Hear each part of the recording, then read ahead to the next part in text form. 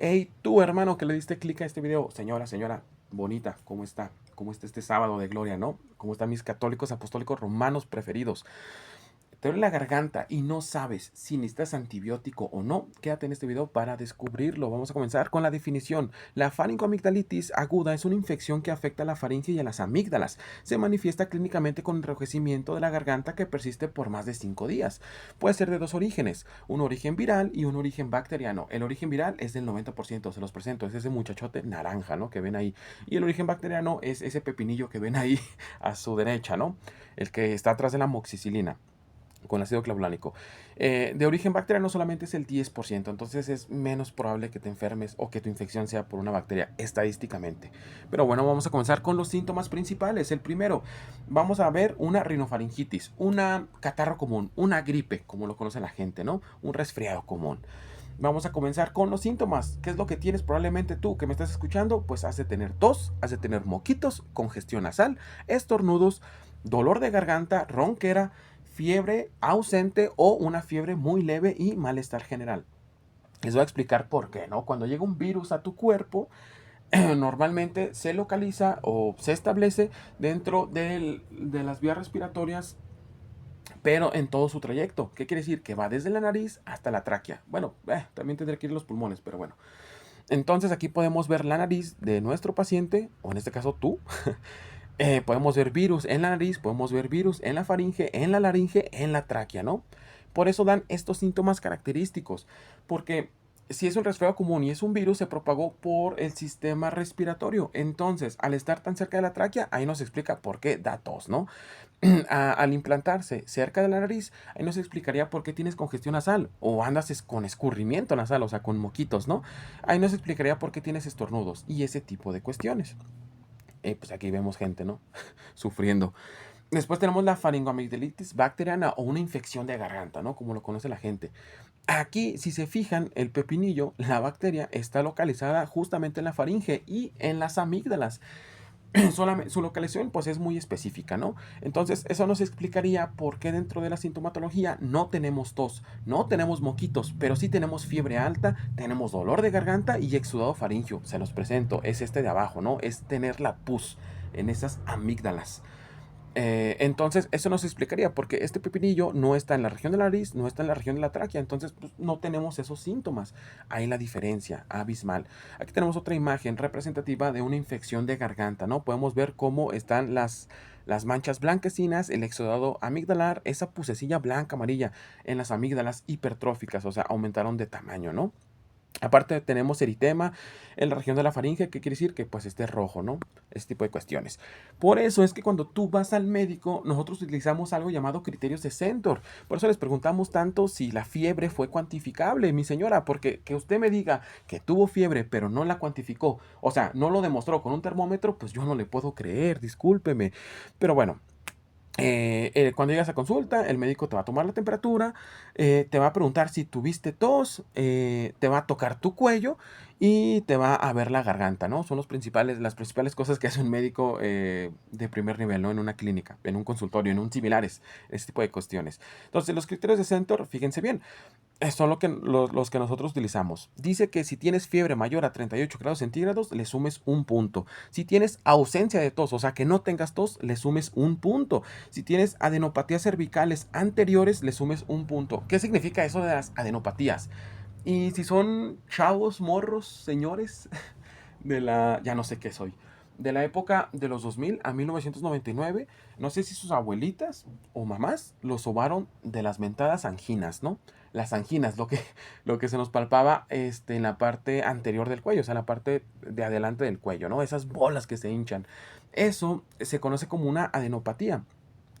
Entonces, si es que tenemos esas bolas a la palpación, también sumamos un punto.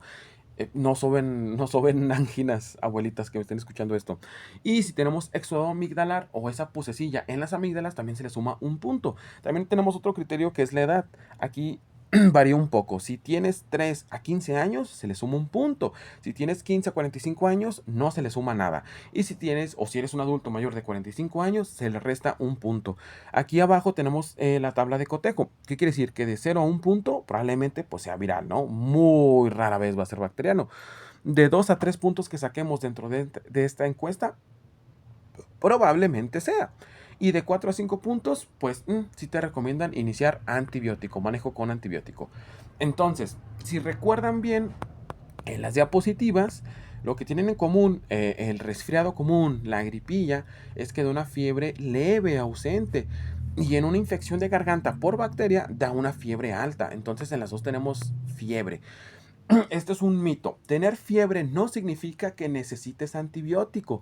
Yo sé que este video va especializado para personas y no para gente del área de la salud, pero fíjense, les voy a explicar algo. Muchos virus que causan resfriado común también pueden dar fiebre. En este caso como adenovirus, influenza, coronavirus. COVID, no, ese es otro, coronavirus.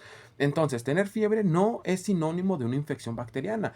No te pases de listo, no porque tengas fiebre te vas a tomar antibiótico, ¿no? ¿Qué significa tener fiebre? La fiebre es una respuesta de defensa de tu cuerpo. De hecho, yo me preocuparía si yo no tuviera fiebre. Con los viejitos no pasa tan igual, ¿verdad? Se chinga su termorregulación, pero eso es otro tema. Entonces, la fiebre quiero que entiendas que no es tu enemigo. Es la parte de tu cuerpo que dice, güey, estoy combatiendo contra ese virus, ¿no? O contra esa bacteria. Cuando un virus entra a tu cuerpo, a tu sistema respiratorio, como ya lo vimos en las diapositivas anteriores, tu sistema inmune lo detecta y libera citocinas, o sea, libera células de defensa, en pocas palabras. Y estas células de defensa le dicen, bueno, sí libera células de defensa y esas células de defensa liberan otras cochinadas. Esas señales le dicen a tu cerebro, específicamente al hipotálamo, que suba la temperatura. ¿Por qué va a subir la temperatura? Para que se dificulte que el virus se pueda reproducir, se propague, se replique, perdón. También activa mejor las defensas y acelera la respuesta inmune, ¿no? Tu cuerpo intenta matar ese virus. ¿Cómo? Subiendo la temperatura. Eso significa la fiebre. Pero como ya lo vimos, pues hay muchos virus que dan fiebre, no solamente las bacterias. El otro mayor mito y mafufada de todas, el color del moco indica si es bacteriano o viral. Por ahí yo creo que alguna vez escuchaste, tú todo un científico, que si el...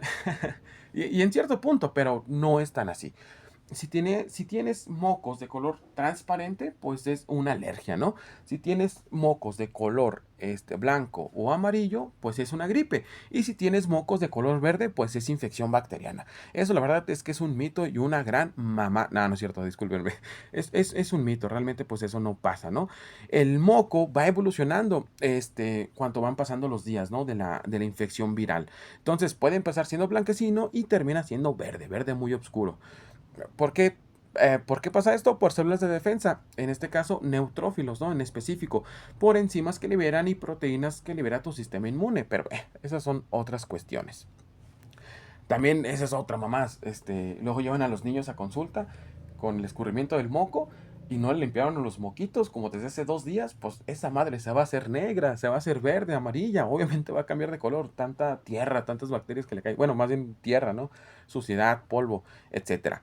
Entonces, si tengo una infección viral, ¿puede llegar a ser bacteriana? Sí, la respuesta es que sí. Estos son algunos criterios.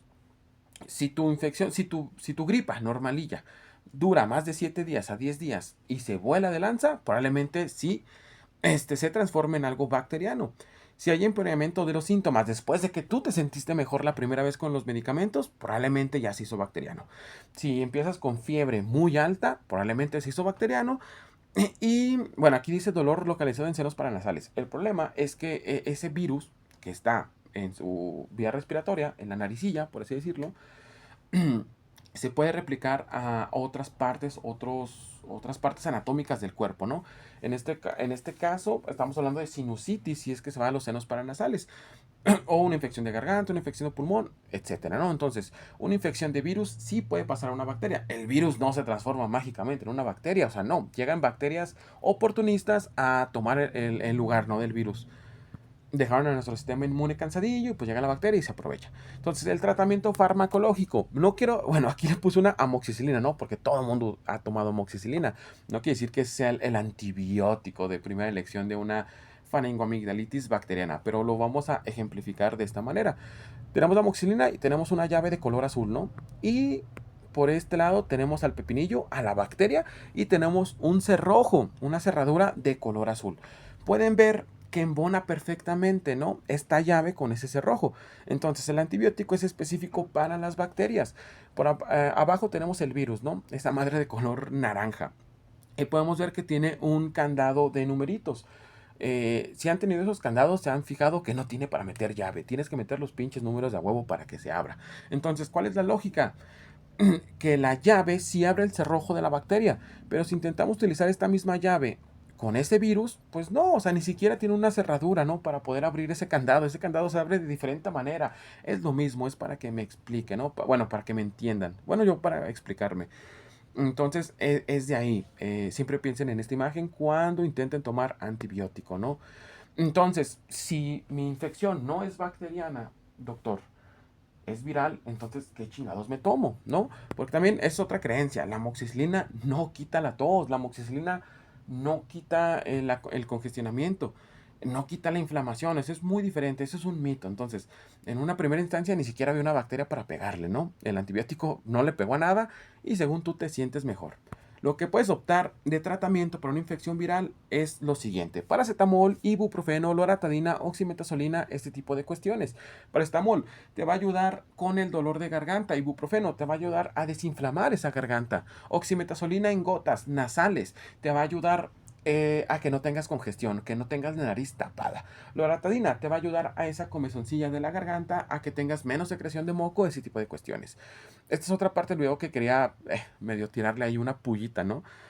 Los medicamentos combinados como el XL3 Extra y todas esas chingaderas que no funcionan. Yo soy fiel enemigo, fiel creyente de que no funcionan. Miren, utilizan medicamentos súper viejitos, utilizan dosis inadecuadas y cuestan mucho, es lo malo, ¿verdad? Te los regalaran, pues bueno, pues úsalo. Entonces vas a gastar tu dinero y no te vas a sentir mejor. Mejor compra estos medicamentos por separado. Tienen que ser pros, tienen que ser de marca. No, realmente pueden ser similares, genéricos, no pasa nada, ¿no? En el caso del hipotiroidismo, pues tal vez importa con la levotiroxina, que sea de la misma marca, ni siquiera que sea de la mejor, que no cambies de marca, pero bueno, ese es otro tema.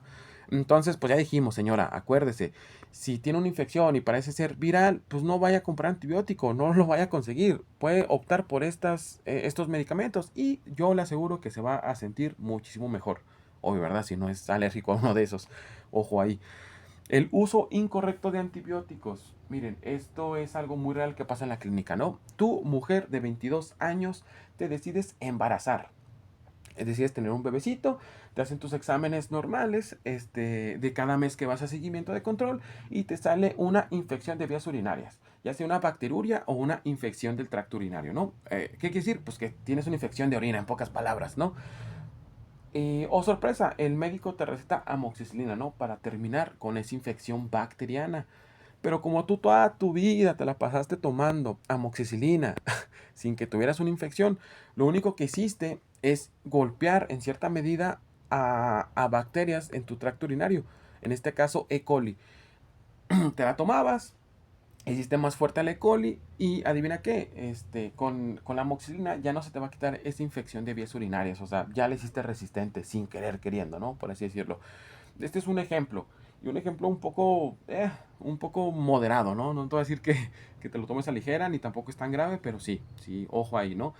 Pero el hecho de que utilices antibiótico cuando no le corresponde solamente haces más fuerte a otras bacterias, que también es lo más común que pasa. Este, Tú, persona que me estás oyendo, ¿no? Vas al médico, si traes una infección de bacterias, te dan antibiótico y tú solamente te lo tomas por 2 días, ¿no? Bien cabroncito el muchacho. Yo ya me siento bien, yo ya voy a abandonar el antibiótico. ¿Qué es lo que hiciste? Que esa bacteria sí le estabas pegando, porque sí había una bacteria que pegarle, pero no la remataste, no la finalizaste, vaya, no la desviviste, la dejaste en el suelo, pero dejaste que se parara y viene más encabronada y más fuerte que nunca. Entonces, hermanos, por favor, señora que me escucha, si el doctor le indica que el antibiótico debe ser por 5 días cada 12 horas, pues tiene que seguir las indicaciones al pie de la letra. Si el médico le dice que es, en el caso de cefalexina, cada 6 horas, entonces es cada 6 horas. Ponga una alarma, señora, para que no se le pasen sus medicamentos, ¿no?